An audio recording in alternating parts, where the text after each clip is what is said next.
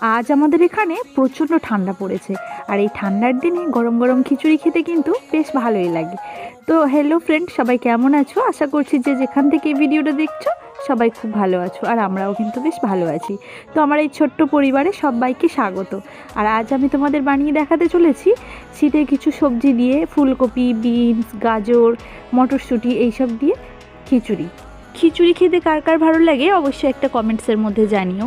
তো দেখো, খিচুড়ি অনেকে অনেক রকমভাবে তৈরি করে, আমি যেভাবে তৈরি করি সেটাই তোমাদের সঙ্গে আজ শেয়ার করলাম।